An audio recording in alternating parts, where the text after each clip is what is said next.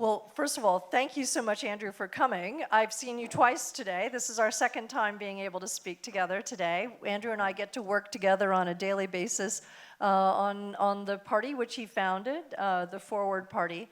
But this conference today has been talking a lot about allies who share values with the Jewish community, who actually share problems and concerns with the Jewish community.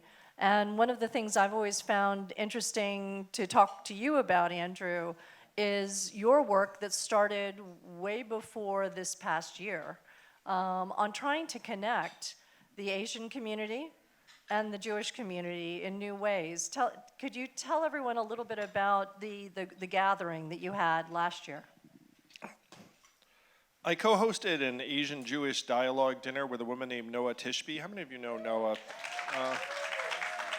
And we did it last May as a joint celebration of both Asian and Jewish American History Month. Those seemed like simpler, more innocent times, even though that was less than a year ago. And there's so much anguish in the Jewish community around the world as a result of the attacks of October. But Noah and I came together even then because we thought that we needed to make common cause. I speak to Asian American groups very often, and what I tell them is that we're right behind the Jews on the wheel of hate. And I mean, that's like kind of make light of it a little bit, but you all know what I'm talking about, where the hatred that drives anti-Semitism is not going to stop at the Jewish community. I mean, it's obvious. Like, it's just going to keep on metastasizing into something that ends up overwhelming other communities in different ways. And I talk to my Asian friends and say, look, guys, like, you know where the wheel turns, and that we have to be hand in hand, side by side with any community that's facing hate. But the Jewish community, I will say, there's a lot of shared experience.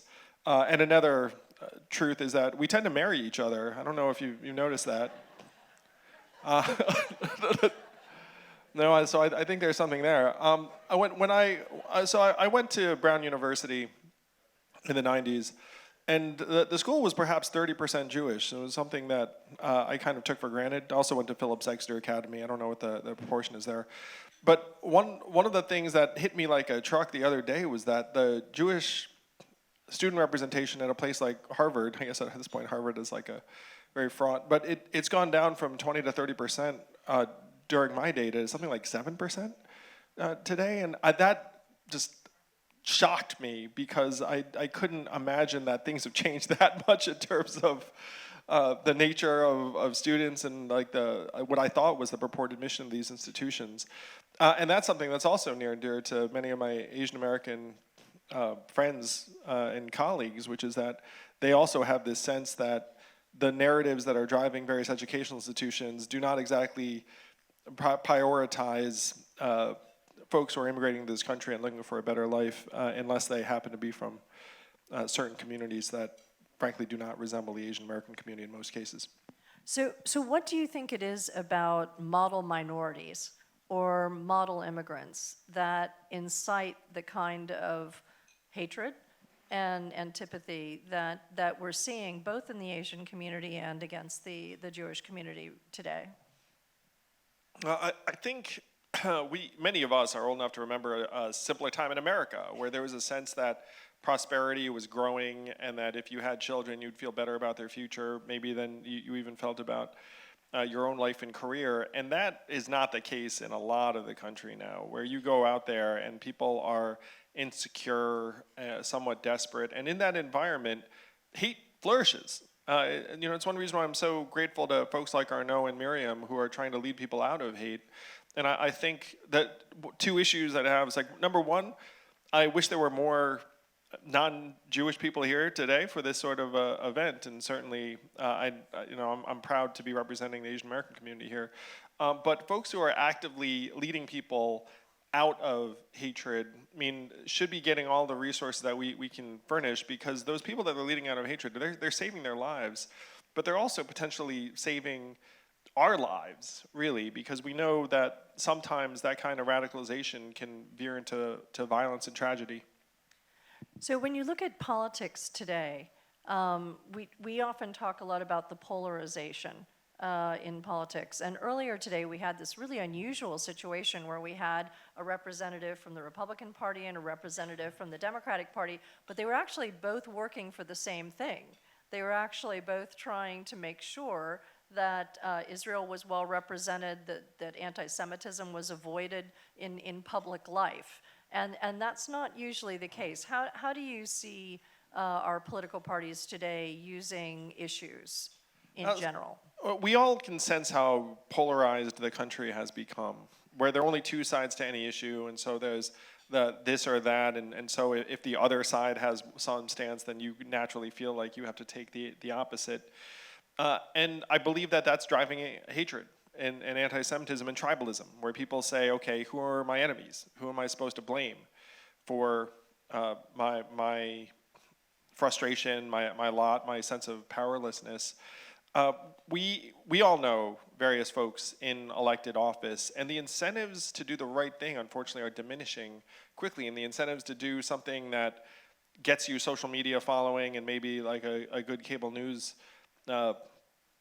appearance, those incentives are getting stronger and stronger. I mean, some of the best members of Congress have gotten drummed out in this last number of years.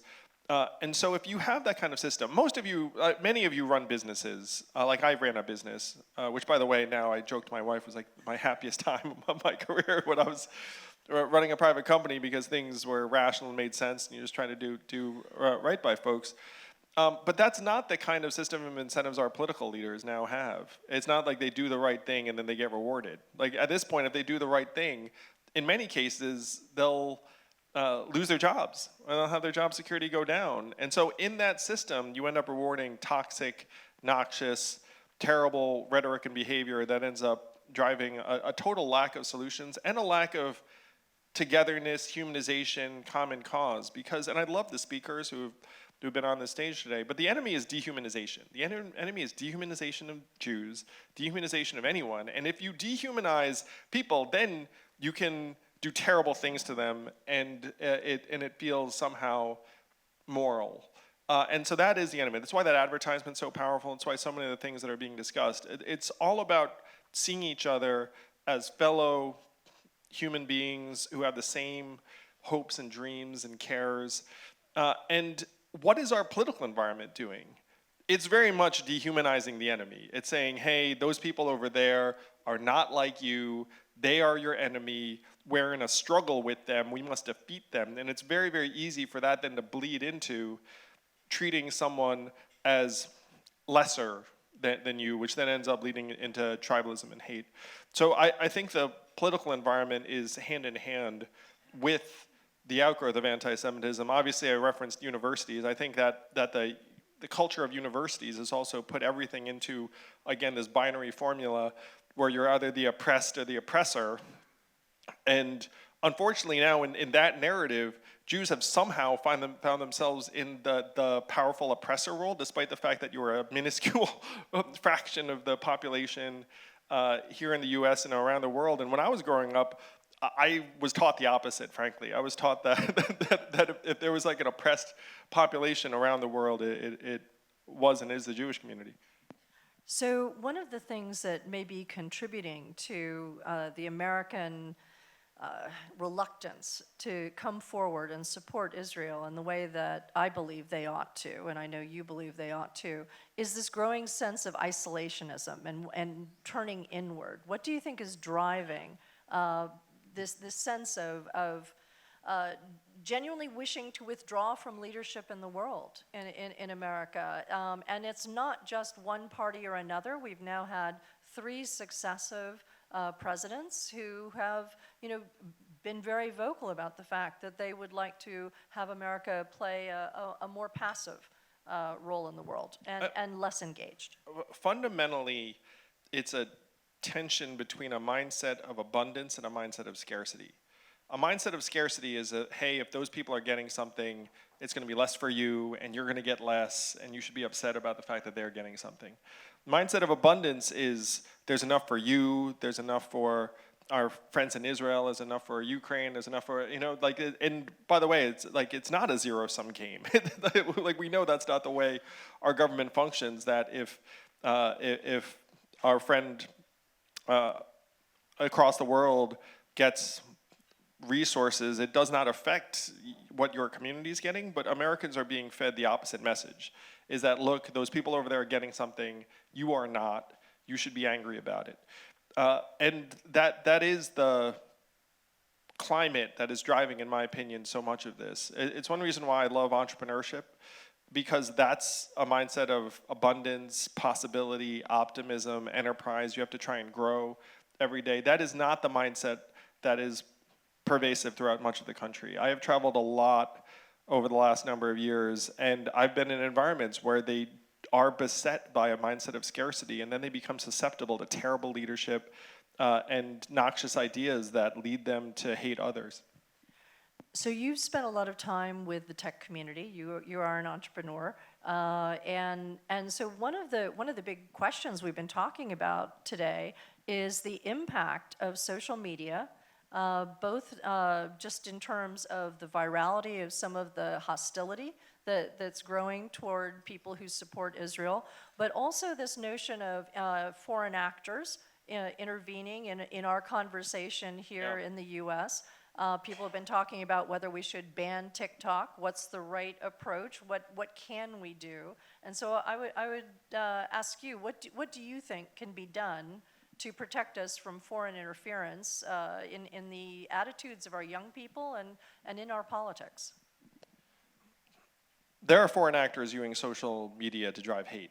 And when people ask why are they doing it, it's because it weakens America. They know that if we turn on each other, then we're much less likely to intervene in various environments, and we are seeing that. And so in that environment, it makes perfect sense to be concerned about who's investing resources, reaching so many of our young people. I mean, TikTok is genuinely the primary source of news for Americans underneath a certain age. They are not watching CNN. They're pulling up their TikTok feed, and they're getting information. And so if you're being fed information by people who have a totally different agenda than somehow edifying and uplifting you, then you wind up heading down various environments. And I do think that is driving some of the anti-Semitism we're seeing among young people in particular. Let's shift and talk about another topic that we spent quite a lively conversation on today, which is our higher ed situation and how anti-Semitism is being handled on campuses. And I'd like to bring it back to this nexus between Asian Americans and Jewish Americans. And most recently at Harvard, there was a lawsuit that overturned affirmative action that was dealing with this question of, was there literally a quota being put on how many Asian students might be able to attend despite their qualifications. How do you expect that ruling will roll out in terms of the number of Asian students that will be invited to participate in higher education, the number of Jewish students now? Because there may be, very likely, a certain amount of discrimination that was quietly going on behind the scenes there. If we start ripping off those quotas, what's going to happen? Oh, we've seen this play out in various public universities that have had a change of policies, and then you've seen, frankly, like shifts in the nature of the students that enroll, and it would probably surprise very few people here what those changes look like. But the thing to avoid, in my view, again, is just the zero-sum game that pits us all against each other. To me, like, the challenge I would submit to a place like Harvard is, why are you the same size? You know, like you have an endowment in the tens of billions of dollars. There's obviously a very clear demand for education and your services. Like, why is your student body the same size? The same size? Or why are you opening satellite locations across the world as opposed to in Ohio or Florida or someplace that that frankly would benefit the country, and you are getting a tax break of billions of dollars a year that, like, in theory should be serving the American public interest. So those to me are things that could be solutions, really. Like, what we don't want, and I'm going to suggest this is not, it's bad for Asians, it's bad for Jews, is to get into like a contest between various groups for a pie that is being falsely presented to us as static. it is not that there are like X slots and then we have to somehow elbow someone else out of the way. Now, those slots should be allocated according in a way that, in my mind, is consistent with the purported mission of the institution, and not some other set of goals that you have somehow overlay over your institution, and like not sure how that precisely happened. But there are ways that we can look at the situation and improve matters in a way that does not end up inflaming us against each other. And so that's something, by the way, on the Asian American side, the frustration a lot of Asian Americans feel is what's happening in charter schools in various parts of the country, including New York City, where if it's test-based, you wind up with a certain proportion of Asian American students, and then people look at that and say, hey, that's not what we're going for, that's not acceptable. And then, and then Asian American families are like, why is that there is some number of us that is somehow excessive, given that most of these families are immigrant families, like first generation, that to get into that sort of school and have any kind of opportunity. So that's the frustration the Asian American community feels. And when I talk to the Asian American community, I say something similar where it's like, look guys, like I 100% agree with and feel that frustration. And let's try and solve for it, but solve for it perhaps in a way that doesn't become like an us versus them dynamic. So you're pretty unusual on the political landscape, in part because you are an Asian American, and there just are not many Asian Americans who've sought higher office, certainly not running for president. And yeah, so an Asian family came to me on the trail and said, thank you, I didn't know we were allowed to run for president. And I said, well, there are only 2 rules to run. Do you all know what the 2 rules are? 35 years or older, natural born U.S. citizen. How many of you qualify? Let's show of hands. Why don't you run too? I highly recommend it. So it was something that was unusual in the Asian American community at that time. yeah, and so why? Well, not just at that time. So we're talking about discrimination. We're talking about hatred against minorities, especially model minorities tonight. And so what do you think holds Asian Americans back from participating in the political system more often? And what do you feel that you can learn from the experience of Jewish Americans who participated in politics, and what's the relationship there between these two communities? How many of you know Jonathan Greenblatt, the ADL, who's a good friend of mine? I'm going to a bar mitzvah with him in April. So Jonathan is on the board of an organization called the Asian American Foundation, which formed during COVID, and one of the reasons John is there, frankly, is that the Asian American community is trying to learn from you all. And when I talk to the Asian American community, this is what I say, it's really true. It's like, if our economic power is here, our cultural power is here, and then our political power is down here. So we should try and invest some of this and this and this and head in this direction, which I'm going to suggest the Jewish community figured out and did generations ago. So at this Asian Jewish summit dinner that Noah and I organized, I got it was a fascinating, invigorating evening, and it was uplifting, really. But here were the 2 main takeaways I got. Number one, the Jewish community just wants friends. Just wants people to say, it's like, hey, like, we're in it with you. We care about you. We recognize your humanity. Like, we're your friends. We're friends to your community. And I hope you feel like I want the Asian American community to be a friend of the Jewish American community, and I personally believe myself to be your friend, and I want that to grow.